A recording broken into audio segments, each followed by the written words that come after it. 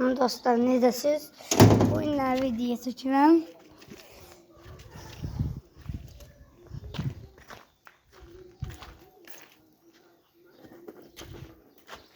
Topu götürməkdə belə uzun çək var.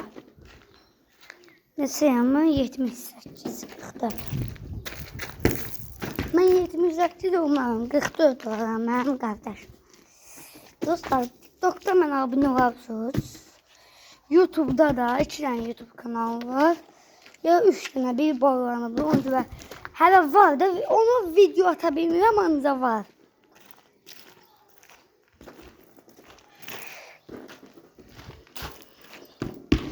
Messi'ni istəyən like atsın, Ronaldo'nu istəyən abunə olsun.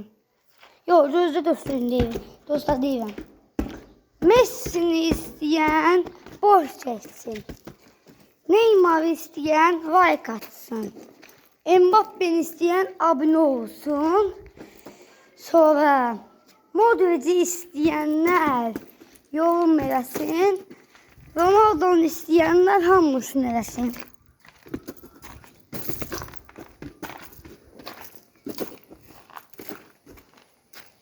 Baxırız. Top gelir. Topa seçtim. Bas Yankas. Bir dənə belə. Sən uzaq atma. Kazımlı 44. Qaqış deyir Mahdor. Mən deyirəm 44. 44 Kazımlı. Evə yazımlı. Canavar qardaşam. Meyxana sirdaşam. Sirdaşı tutmadım. Neyse. Dostlar, mənə abunə olun, like atın. Bax, öz təzdən deyirəm. Messi'ni istəyənlər boş çəksin. Sonra Neymar'ı istəyənlər abunə olsun. Taşlı dostlar, təzdən deyim. Messi'ni istəyənlər boş çəksin. Ronaldo'nun dostlar, taşlı düz deyirəm, təzdən deyirəm. Messi'ni istəyənlər boş çəksin.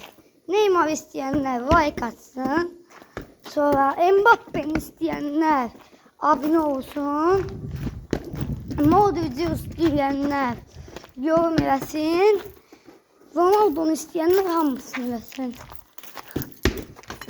Və bunu deyəm. Türk komandalarından. Galatasaray istəyən boş çəksin.